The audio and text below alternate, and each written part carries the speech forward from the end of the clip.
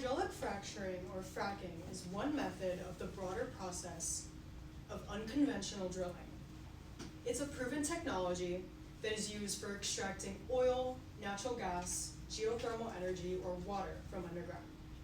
But what actually is fracking?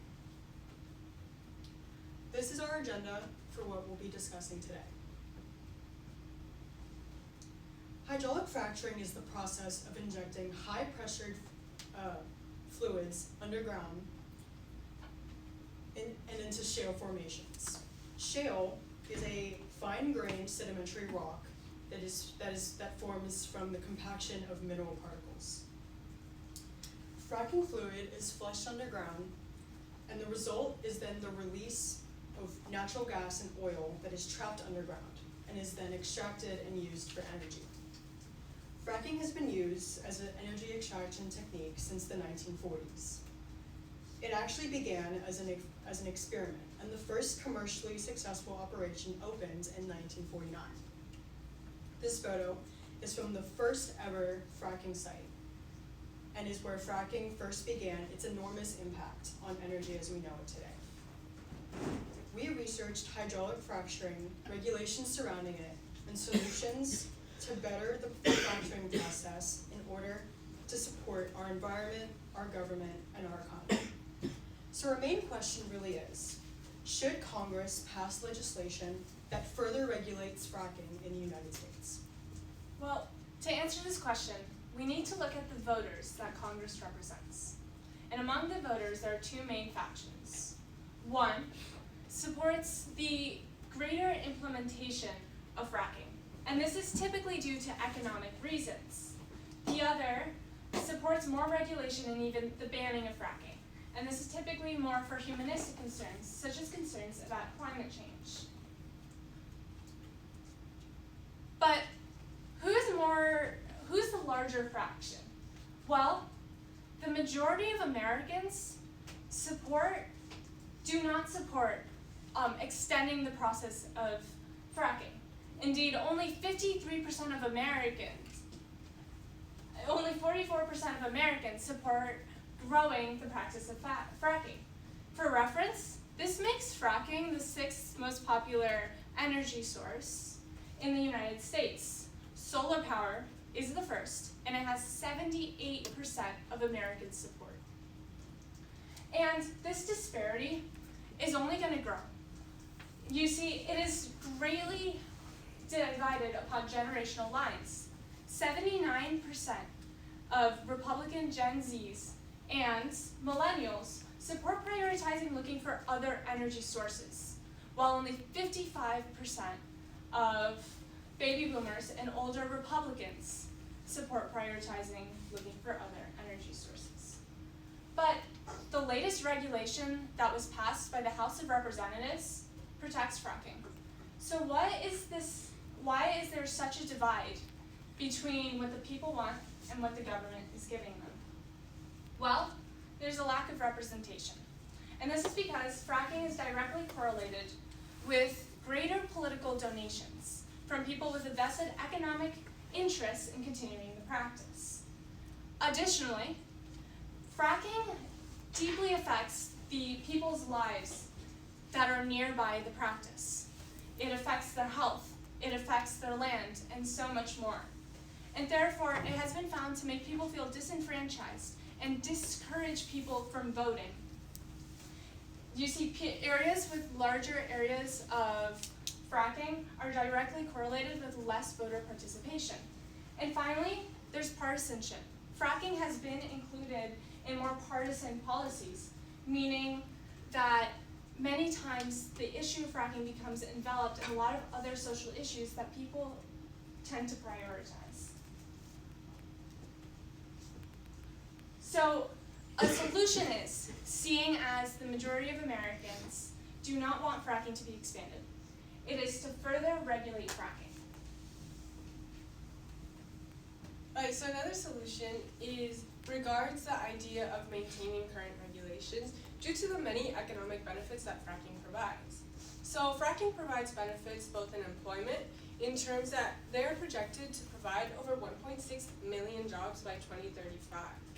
And in addition, these jobs have been calculated to pay about 3% more in wages when compared to other low-skill labor jobs.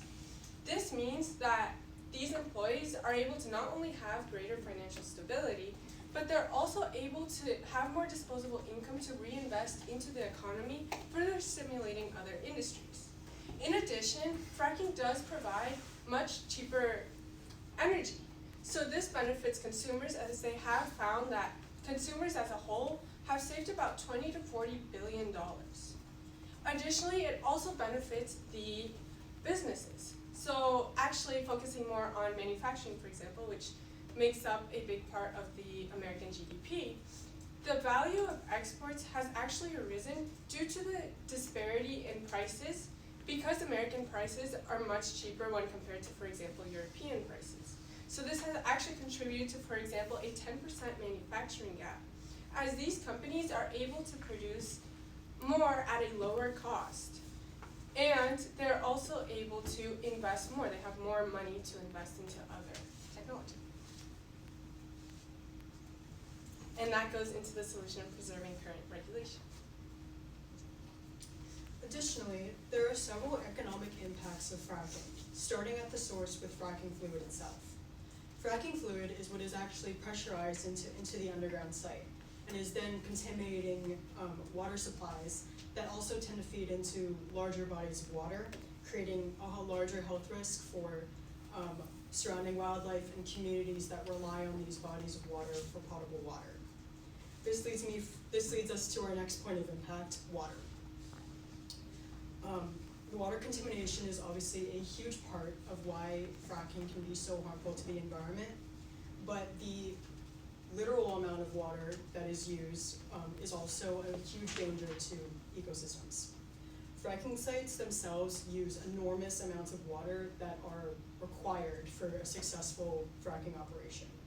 According to the American Geosciences Institute, fracking sites use anywhere from 1.5 million to 16 million gallons of water per well. In this picture, you can see that there's at least 25 different fracking projects, fracking operations, and each one of those sites uses the same amount of water.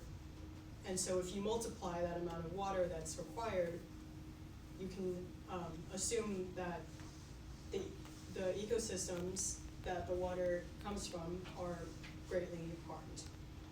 All of this water consumption for the fracking sites contributes to increased competition for water resources between industry and wildlife, and of course between wildlife themselves.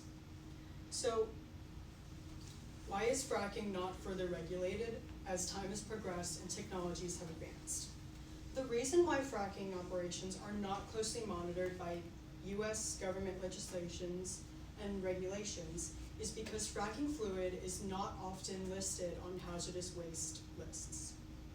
FEMA reports say that the Resource Conservation and Recovery Act of 1976 addresses the handling, disposal, recycling of debris and solid waste, including hazardous materials. These same regulations are implemented at both the state and local levels and are often included on permits that are required to operate these fracking sites. Because the EPA does not consider fracking waste or fluid as hazardous, it does not qualify as a Class 1 well, which are subjected to the most strict regulations. Fracking waste and fluid are subjected as a Class 2 well, which is for fluids associated with gas and oil production. Our proposed solution is to have fracking fluid and wastewater included as a Class 1 hazardous waste in order for fracking sites to be closer monitored and therefore minimize the harm of fracking on our environment.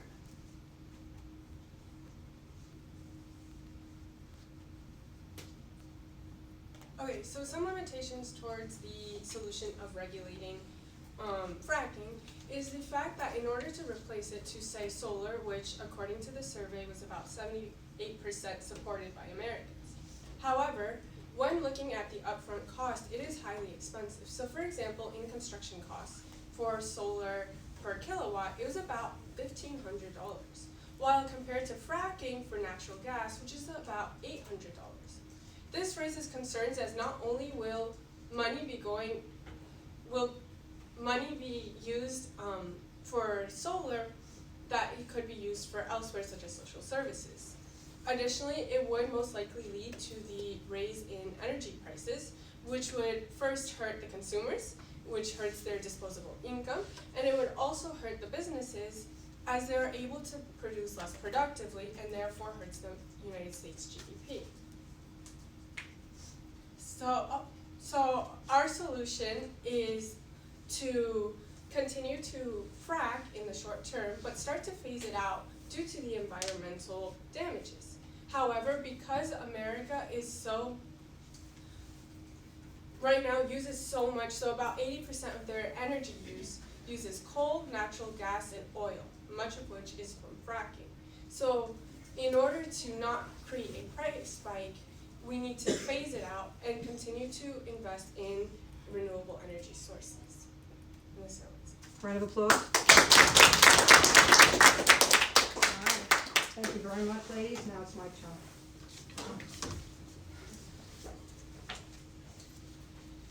And I'll start right here. Reflecting on your colleagues' work, which one had the greatest impact on your overall understanding of the problem your group identified? I think it is definitely Maya's, which is economic. I've kind of grown up hearing a lot about the environmental impacts of fracking.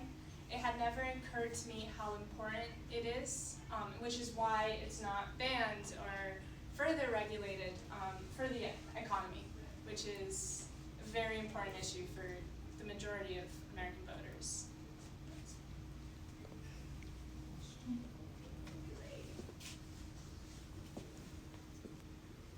What is an example of a compelling argument from one of your peers' individual reports that you decided to exclude or minimize from your presentation? Yes, so what we learned about was, for example, with the political, we actually learned that with fracking, people who lived in fracking towns that focused on fracking would actually had a correlation of having reduced views towards fracking, like reduced support, because of how it negatively impacted their environment. So we feel like that could have been more in depth in describing the